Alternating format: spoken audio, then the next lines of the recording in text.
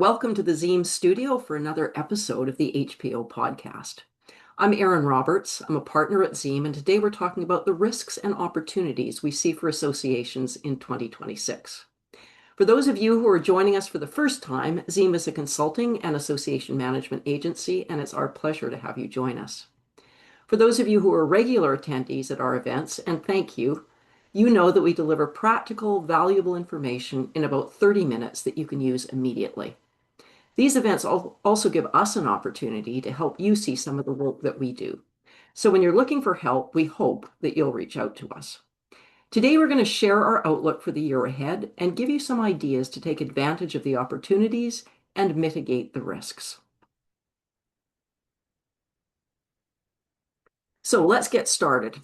What are the key things that we need to be aware of right now? First of all, for those of you who have heard of VUCA, this is going to be our lives for the next little while. And VUCA meaning volatility, uncertainty, complexity, and ambiguity. Those are good words for the current environment, and it's not just 2026 where we're going to be dealing with this. It's probably going to be for a number of years to come. So in terms of the messages here, these three, you will see me refer back to them over and over again throughout this podcast. Review and renew your strategic plan. You need to have a strategy in this environment, and you need to be on top of it. And part of that strategy means managing your risk and planning for your opportunities. So those are our messages. Let's talk about the detail. What are we going to do for this agenda? I'm going to start by giving you the big picture. What's going to happen to the economy, interest rates, geopolitics, that kind of big picture stuff that has a direct or an indirect impact on all associations. We'll talk about what that impact is likely to look like. We'll talk about the areas of greatest risk and greatest opportunity, and then we'll be talking about some next steps.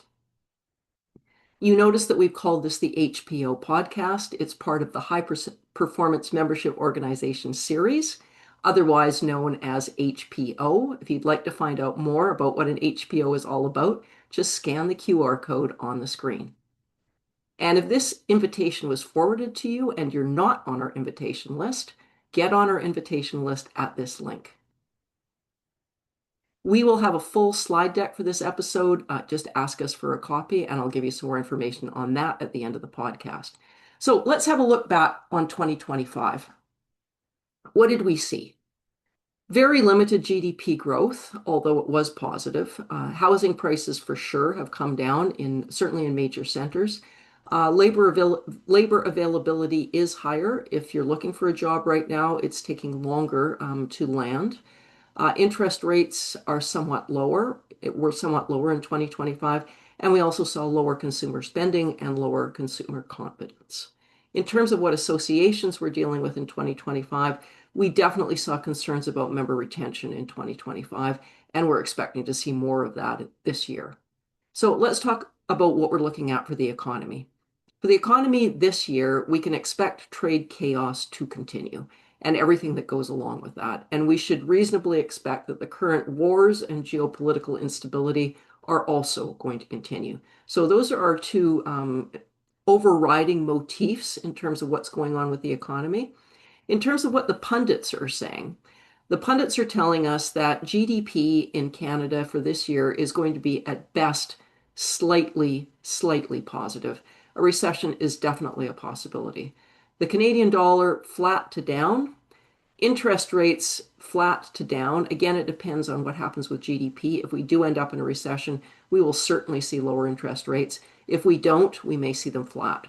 In terms of inflation, we expect inflation to be contained, not necessarily particularly high, but do keep in mind that certain areas are going to experience higher prices. So maybe overall inflation won't be up, but you can certainly expect to see higher prices in certain areas.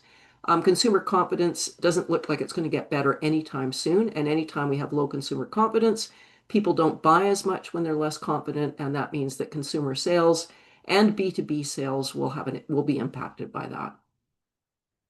Now, in terms of the outcome of this kind of economic situation, we can expect companies to be implementing cost-cutting measures. We saw a bit of that last year. We'll certainly see more this year. Cost-cutting means job losses, and it means lower investment in employee privileges like conferences and that kind of stuff.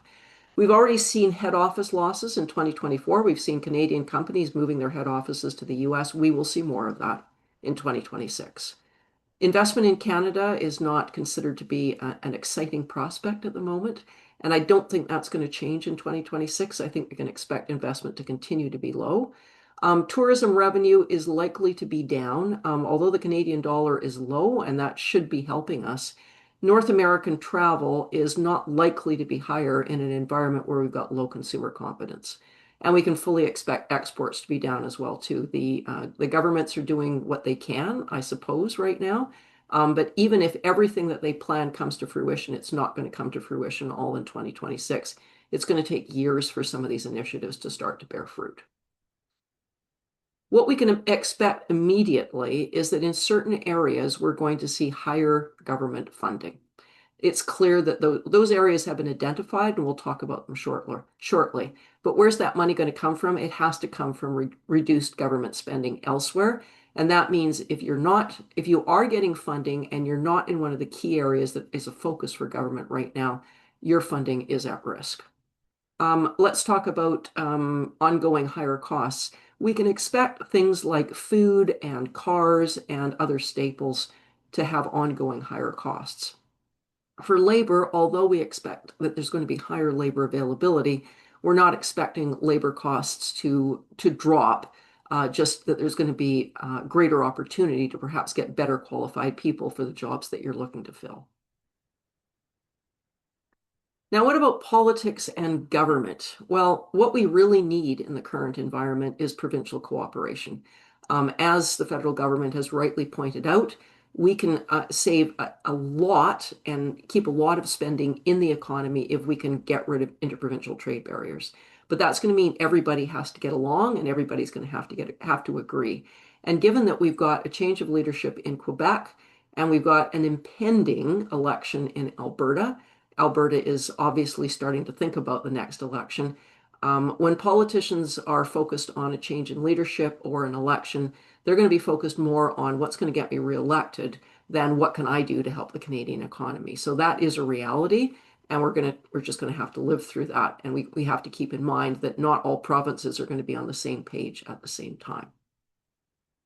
So what are the areas of focus going to be for our governments right now?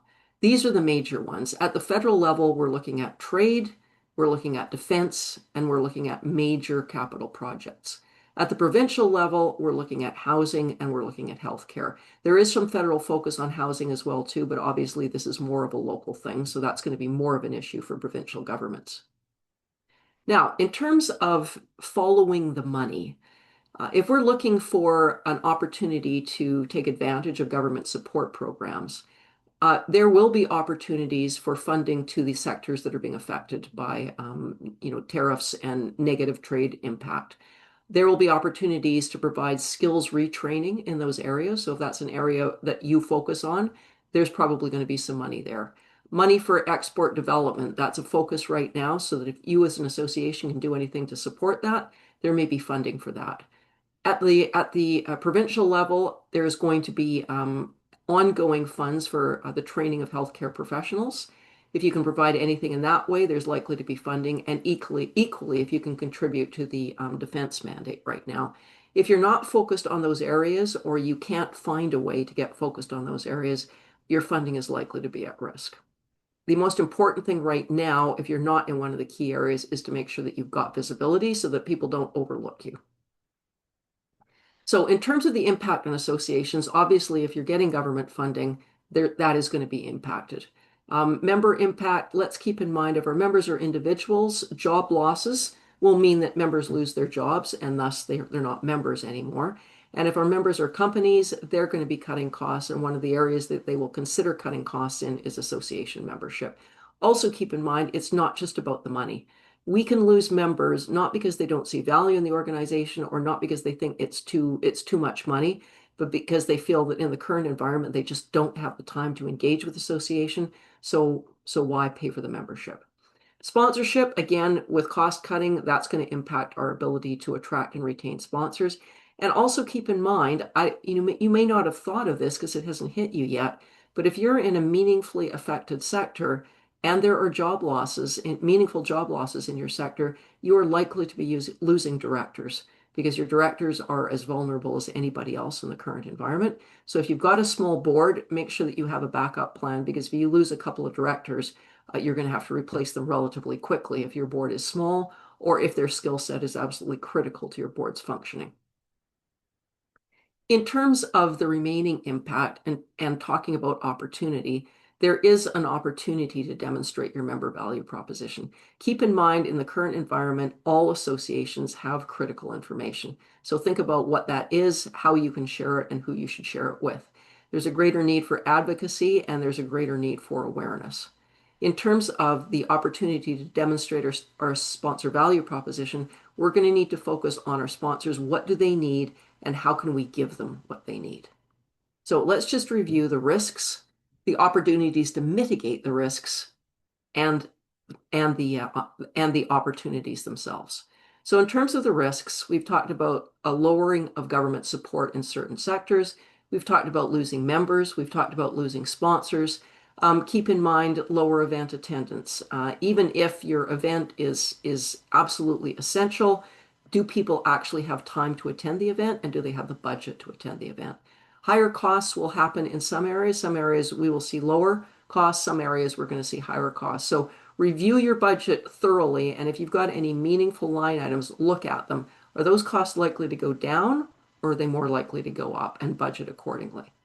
Now, in terms of what we can do to mitigate those risks, obviously anything we can do to focus on retaining sponsors, members, and volunteers is absolutely critical. Don't make the mistake in the current environment of focusing exclusively on new members and new sponsors and ignoring the ones that you've already got. It's really critical to hold on to what we've got. Retention, retention, retention is the other key message here. Follow the money and retention are our two key phrases here. Advocacy, ramping up your advocacy is going to be critical as well to mitigate your risk. If government doesn't know who you are or what your members' calls to action are, they will probably not be coming your way. And in terms of other revenue diversification, think about what else you can do other than sponsorship. Are there other opportunities, especially in the current environment, to bring in different kinds of revenue? Opportunities are really the flip side of that. There is right now for members, there is a greater need for advocacy. Our members need us more than ever before. We need to make sure that they understand that and they understand why. So whether it's advocating for funding for our sector, whether it's advocating for us to take part in opportunities, that advocacy is going to be critical. So if you already have a government relations team, figure out how you're going to use it most effectively in the current environment. And also keep in mind, if we want to retain, we must engage. So retaining members and volunteers and sponsors is all about engaging them, keeping them engaged, and making them feel that they are part of the association and they don't want to miss out. So in terms of our impact, right now, planning is key. We need to be planning for our risk mitigation. We need to be planning for opportunity. And keep in mind, the current environment is not going to be resolved anytime soon. So don't have your plan stop at December 31st. You need to have a plan that's taking you forward for the next several years, because this is what we expect to see on an ongoing basis. Now, let's go back to those three opportunities we identified earlier. One was the advocacy opportunity. Remember the phrase again, follow the money. Where is government money going, and where is it being taken away? You want to make sure that you find the right niche. So you might have advocacy priorities that have been the same for the last number of years. Think very seriously about whether you want to focus on those same priorities this year.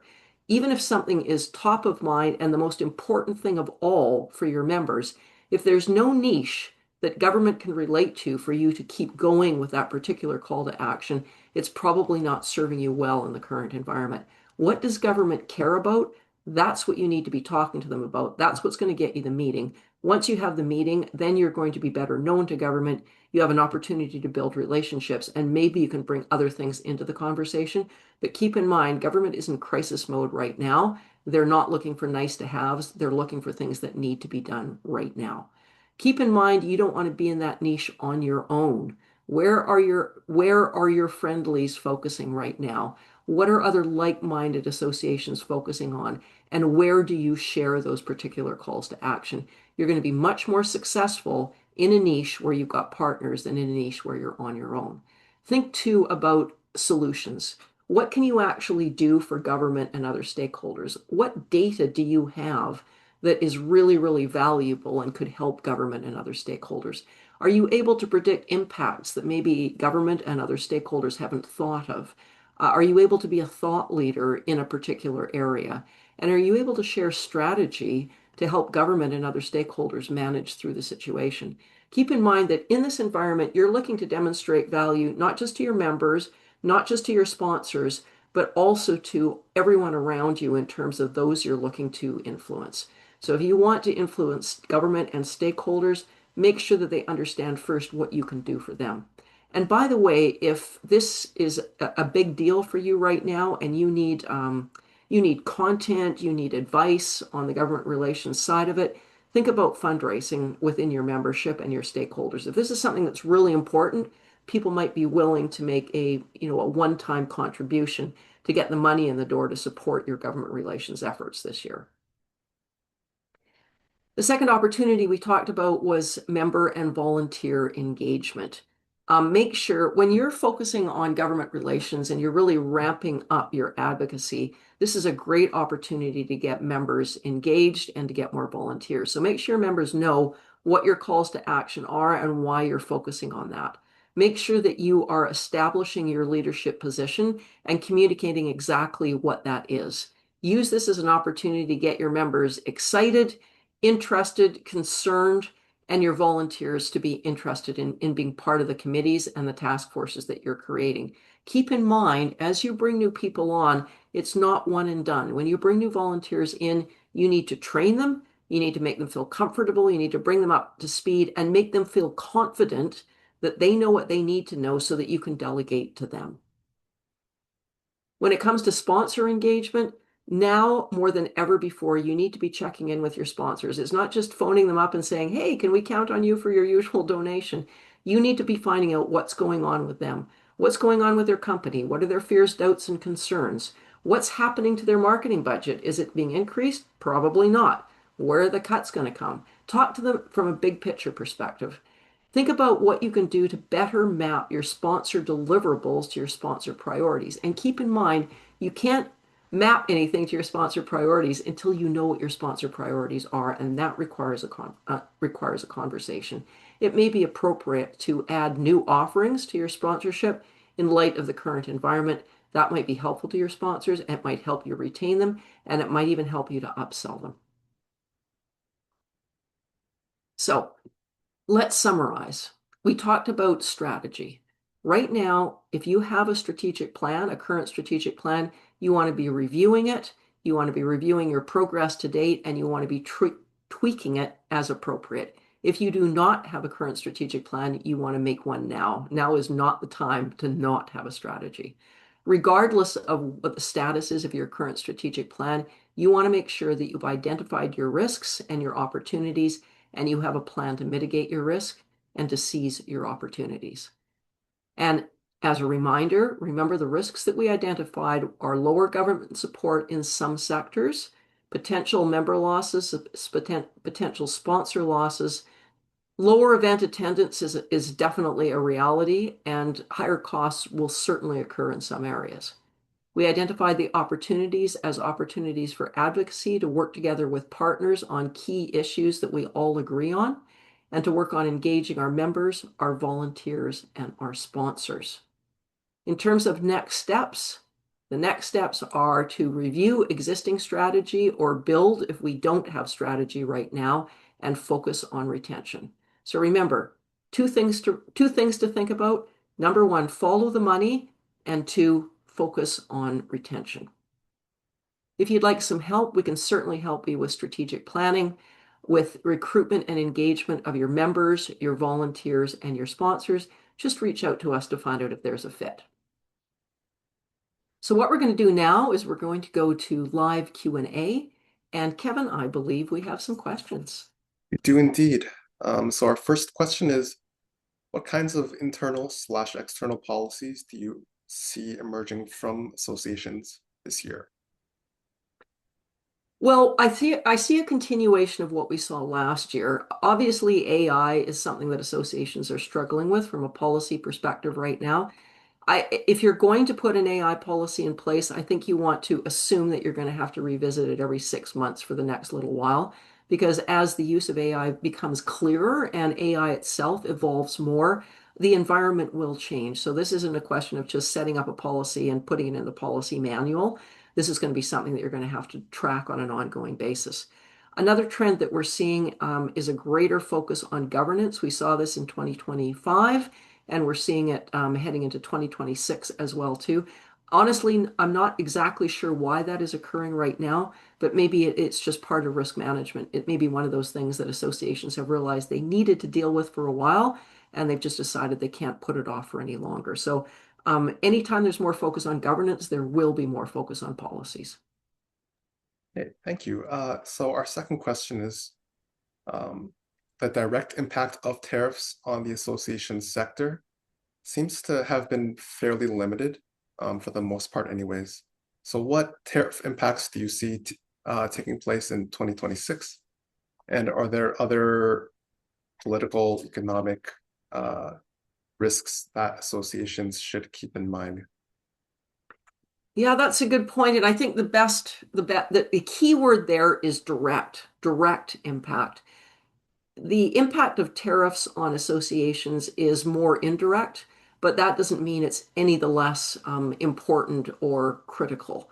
The direct impact is going to be felt by our members, whether they're companies or whether they're individuals. They're going to be the ones that get hit with the direct impact. The indirect impact from that then means less money for sponsorship, less money for membership, and less government funding. So that's how it is hitting associations, and it's going to continue to hit associations. So I think too, with all the noise right now and the on again, off again tariff talk, it's very easy to get almost so overwhelmed with um, the rapid pace of talk, perhaps, and to a lesser extent, change.